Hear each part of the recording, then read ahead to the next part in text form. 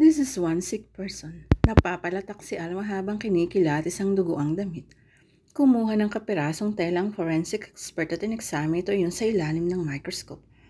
Ano sa tingin mo? May nang-match ba sa blood type ng mga biktima? Untag ni Cassandra. Dahil kung hindi yung tutugma sa blood samples ng mga pinaslang, iisa lang ang ibig sabihin niyon. May bagong biniktima ang killer. Negative. Hindi dugo ng taong nasa nightgown. It's animal blood, most probably that of a pig. Pangungumpirma nito. Humarap ito sa kanya at pinagmasdan siyang mabuti. Whoever the sick person is, Cassandra, determinado siyang lituhin at takutin ka. Tumango siya, ngunit hindi pa rin malis sa kanyang isipin kung bakit siyang napiling target ng killer. Ano ang motibo nito? Cassandra, napalingon siya kay Daniel na noon ay papasok sa laboratory. Humakbang ito palapit sa kanila. Dear Lord, kahit sa kasalukuyang frame of mind ay hindi nakaligtas sa kanyang atensyon ang perpektong pagkakalapat ng suot nitong polo shirt sa dibdib nito. Huwag nang isali ang biglang pagbango ng silid pagpasok nito. Hello, nakangiting bati nito sa kanila.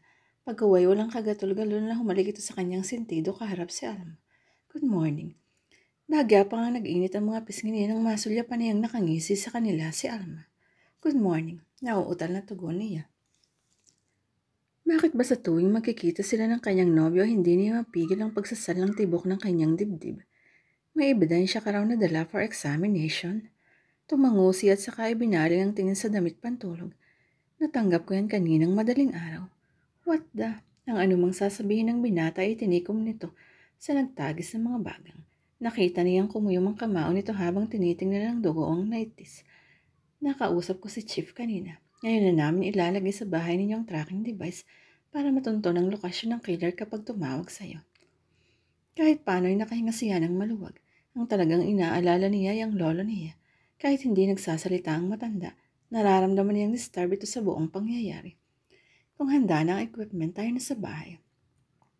Pagkatapos magpasalamat kay Alma ay nagpaalam na sila rito. Papalabas sila ng headquarters nang may biglang naalala si Cassandra. Muli siyang bumaling sa binata. Si Paolo nakausap mo na ba? Umiling ito. Hindi pa. Pero sa huli naming pag-uusap alam kong minamanman niya si Justin Olivares. Baka nasa field yun at kumukuha ng impormasyon. Importanteng malaman nila agad kung nagmamatch ang lalaki sa description ng mga testigo at sa mukhang lumalabas sa kanyang panaginip at pangitain. Napakalinaw pa sa kanyang isipan ang napanaginipan niya kanina and it didn't make sense. What are you thinking? Hindi pakaling iniiwas niya ang tingin sa nangaarak nitong mga mata. Wala. Iniisip ko lang na malaki ang posibilidad na ang lalaking iyon ang hinahanap natin. Mabilis niyang naikatwiran. Mukhang hindi ito ganong kumbinsido sa sinabi niya, ngunit pinili nitong huwag na rin mag-usisa.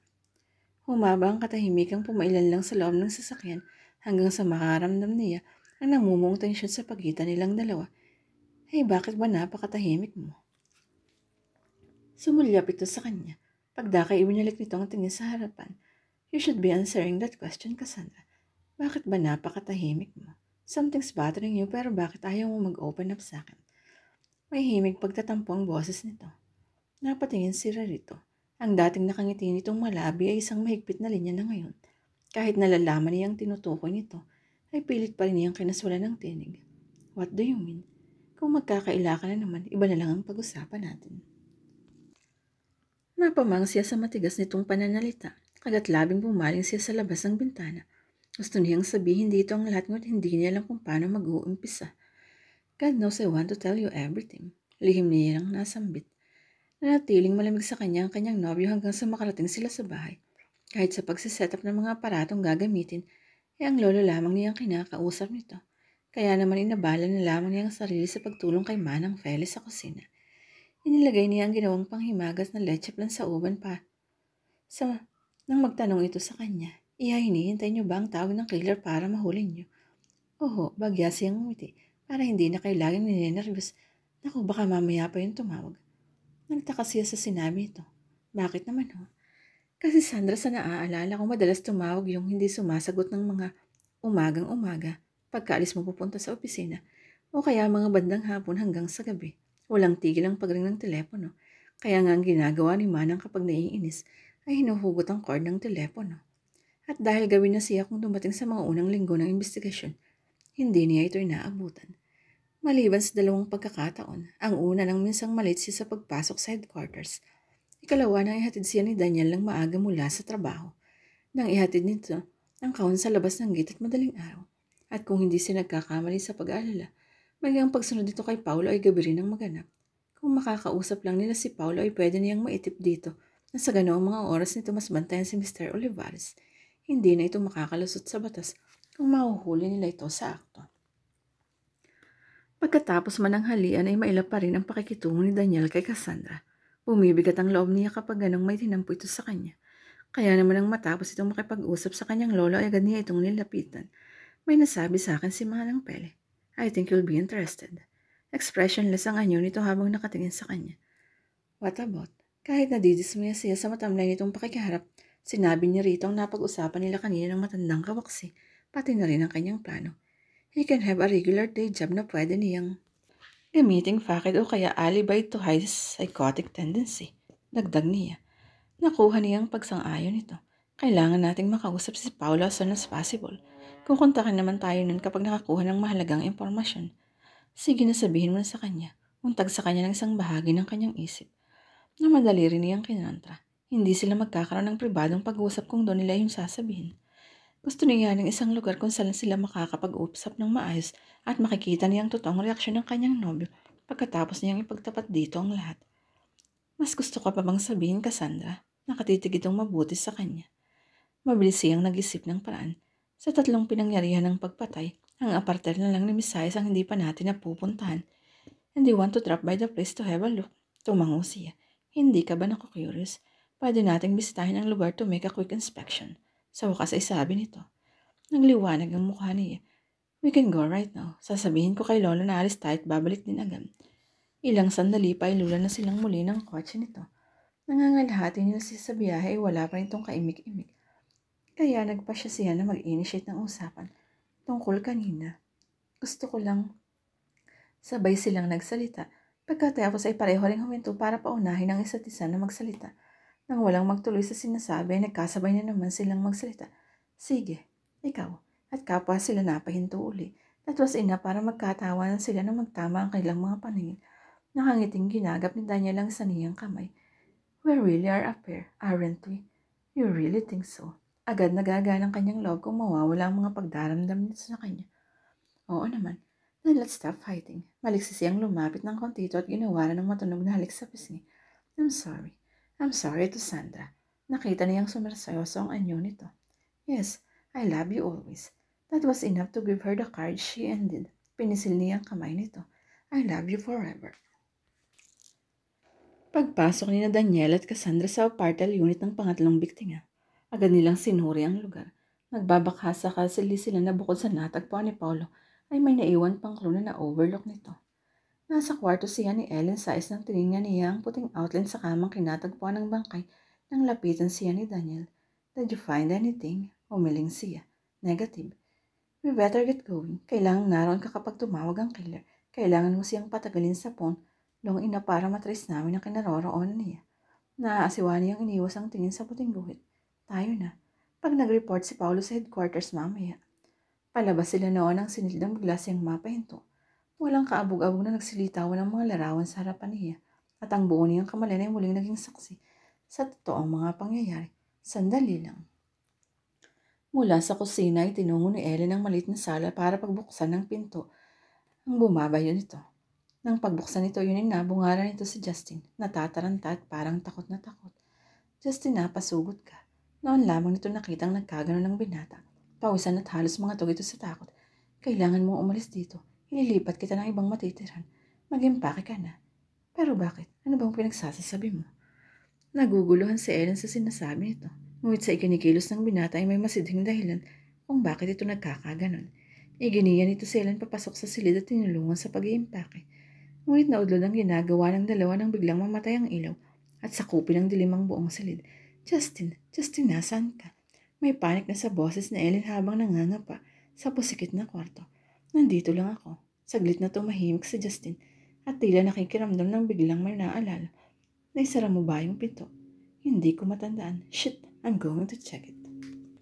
Dito ka lang, Justin. Huwag mo akong iwan dito.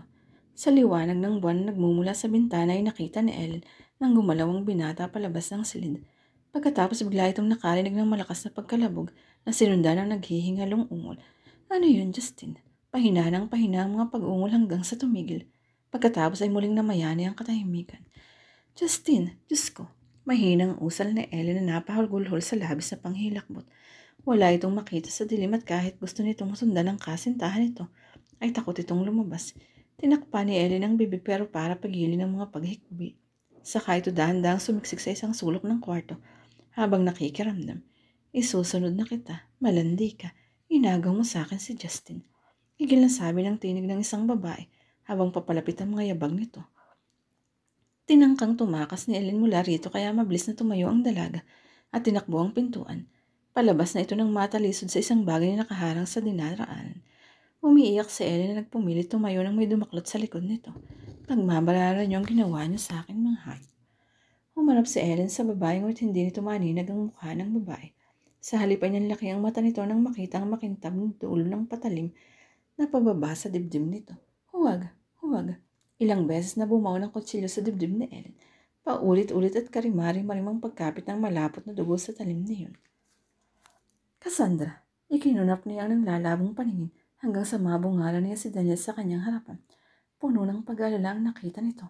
Nakita ko, hindi si Justin Olivares ang pumatay sa tatlong babae. Lalong nangunot ang noot nito sa sinabi niya. Iginiyasin nito sa isang upuan. Pwede mo bang ipaliwanag sa akin kung ano ang nangyari? For quite a while, tinakot mo ako nang bigla kang tumigil at matulala. Tumingin siya ng diretsyo. Ganun ako kapag nagkakaroon ng mga pangitain. Visions, mga larawang bigla nilang lilitaw sa harapan ko at wala akong magawa para pigilin sila. The images will suddenly come out and I have to watch all the details up to the end. Ganito na ako mula pagkabata. Parang antena. Huminga siya ng malalim. Pilit na inaarok kung anong nasa sa isip ng kanyang nobyo. Ngunit hindi niya mahinuha ang kasalukuyan nitong iniisip. Dahil nasabi ko na sa iyo ang pinakatago-tago kong lihim, hindi ako magtataka kung matatakot ka at bigla na lang akong lalayuan. I would understand. Yumuko siya. Ayaw niyang makita ang rejection sa mga mata nito. Isang nakakuyom na kamay nito ang nagangat sa kanyang bababa para matingnan niya ito ng diretsyo. And she couldn't believe the tenderness she saw in his eyes. Ayun lang ba ang bumabagabag sa iyo all this time? I'm a freak at ngayong alam mo na ang totoo, I will not expect you to love me. Shhh! Pinigilan ng mga daliri nito ang pagka ng kanyang labi at saan mo naman nakuha ang ganyang ideya? Hindi makapaniwalang sabi nito sa bayiling at para kumbinsin siya sa sasabihin nito ay hinawakan ito ng mahigpit ang magkabilang balikat niya. Makinig ka sa sasabihin ko. You are not abnormal. You are not a freak. Gusto mong malaman kung ano ka? You're a beautiful person, Cassandra.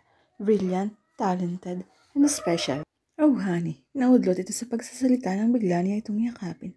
Napakalaki ng takot ko na baka hindi mo ko matanggap. Bagya itong lumayo sa kanya para matingnan siya nito ng husto. You are a psychic. Ilang taong nagnanais na lumagay sa pwesto mo. Hindi mo dapat ikahiya ang bagay nito, sweetheart. It's a gift na kailangan mong ipagpasalamat. Siya naman ngayon ay nagtaka rito. Bakit kung magsalita ka ay pamilyar ka sa mga bagay na ganito? Psychologists may pre remember na